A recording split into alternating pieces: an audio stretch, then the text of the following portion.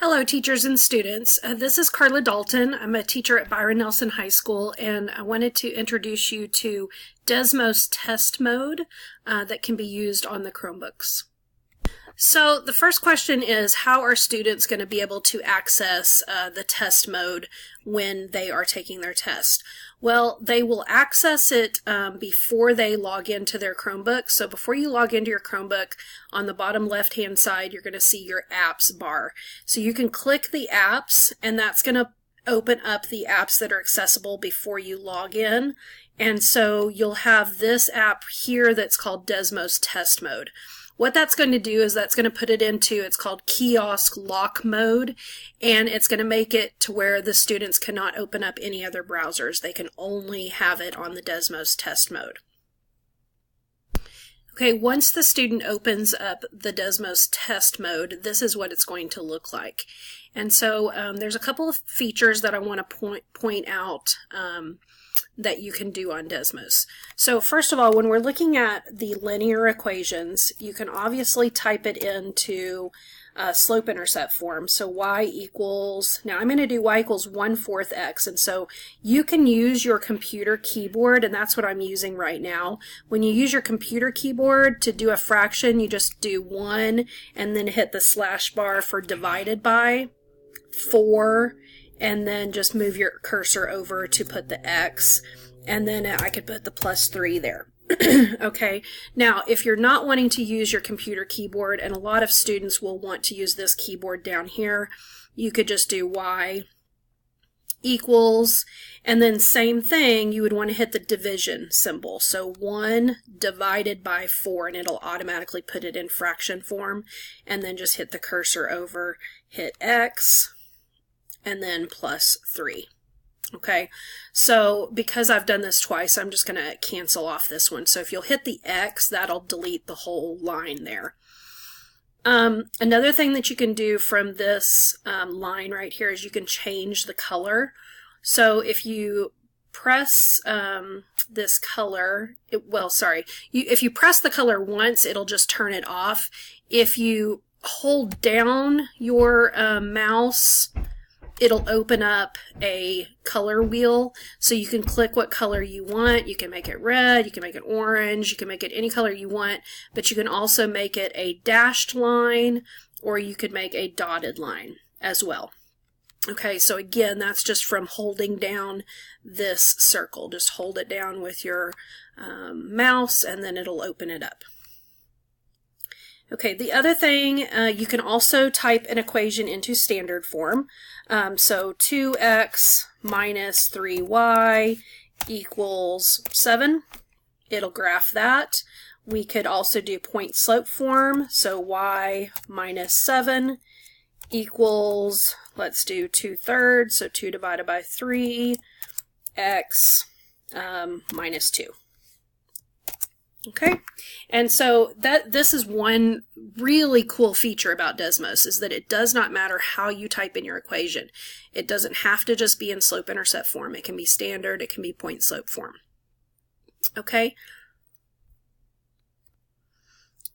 if we're going to still look at the linear equations, the other thing that you can do is it will type a it'll graph a vertical line, horizontal line, horizontal line, but it will also graph a vertical line. So you could do x equals 2. And so that's something that our graphing calculators don't do. You can't graph x equals 2 on the graphing calculators, and so Desmos will let you do that. Okay, so let's say I've got all these equations here, and this is kind of really complicated on the graph. So let's turn some of these off. So let's turn off the x equals 2. Let's turn off the y equals 4. Let's even turn off the one in point slope form, and let's turn off the one in slope-intercept form. And so now I've just got that one line showing, but again, I've still got all of those equations in there. Now, let me talk to you a little bit about these setting wheels, the settings over here. If you click that wrench, it's going to open up the graph settings. Now, I have it in projector mode right now. What that does is it makes the lines darker, more visible. If you unclick the projector mode, you can see that you can't see it as much, but projector mode makes it stand out really good. You can turn off the grid, okay, so you can make it go away. You can turn it into polar coordinates, but we're not going to talk about that right now. We're just going to leave it in the Cartesian plane. You can have the axis numbers on or off. You can have the minor grid lines on or off, and then arrows. So I have the arrows on, but you can turn those off. And so what that is it's just putting the arrows on the top and bottom of the y-axis and then also on the x-axis.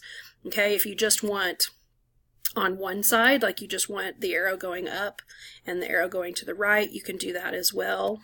I usually put it on all of them. The x-axis, if you want to add a label, so let's say I want to put an x there to show my students that that's an x-axis, I can put x. Or if we're doing distance and time, maybe I want to put time there, and maybe on the y-axis, maybe I want to put distance. Okay, so again, you can label all of that as needed. This just gives you the range of the windows. So right now you can see it's going from approximately -10 to +10. You can change those. So if you're just wanting to look at the first quadrant, then I can change that to just 0 to, let's say I want to go to 20. And let's say the y-axis I want to do the same thing. So 0 to 20. And so that's just going to give me the first quadrant. And see, I can pick this up and I can move it so that I can get a better picture of it. When I move it, it is changing the axes. So you can see that now it changes the domain and the range of what I can see. If you want to go back home, so let's say you're done messing with that and you want to go back to the original window, if you just click that home button, default zoom, that'll go back to your original window. Of course, you can also zoom in by clicking the plus or zooming out and clicking the minus. So that's another way to just change your window by zooming in and zooming out. Okay, so let's talk about inequalities. All right, so you can also graph inequalities on here, and the inequalities can be in slope-intercept form, so we can do y less than. Now, I'm using my computer keyboard, so let's say I want to do less than or equal to. On our computer keyboard, we don't have a less than or equal to. So if you just do less than and then hit the equals button right after that, notice that it put the line under it. Okay, so let me backspace that. Now, if you want to use this keyboard down here, of course, I could do that as well, and I would only have to hit that button. Okay, so let's do this again. Let's say I want to do 2 divided by 5, x, let's do +4. Okay, well, you can see that it does automatically shade it. It's less than or equal to, so it's a solid line, and it's less than the line, so we've got that. Now, if I change this to just a less than symbol, of course, it's going to change it to a dashed line. Okay, and I believe you can change that here. Well, you can just change the colors. Okay, all right. You can also do the inequality in standard form. So let's say I've got 2x minus 4y, and I want to do greater than 5. Okay, and so you can see that it's really shaded less than, because of course if you divide by a negative, it's going to make you flip that inequality. But this is another way that you can do it. So again, that helps the students not have to get y by itself when they're graphing it. Desmos will graph it in standard form as well. Okay, the last thing I want to show you, so let's go ahead and turn these off. The last thing I want to show you is, what if you're wanting to just plot a table of values?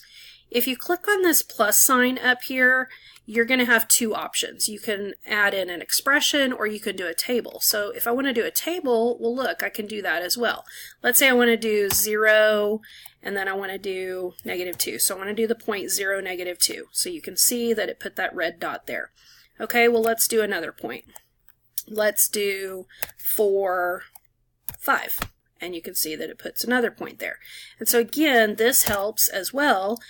Students can just plot a table of values. Let's do -2 and 4. Okay, so you can see that it plots all of those points as well. So I hope this has been helpful to just give you some tips on what Desmos calculator can do. If you have any questions, please don't hesitate to email me. My email was on that front page, but I'll display it again. Here it is, and you can email me at that email address, and I'll be happy to answer any questions that you have.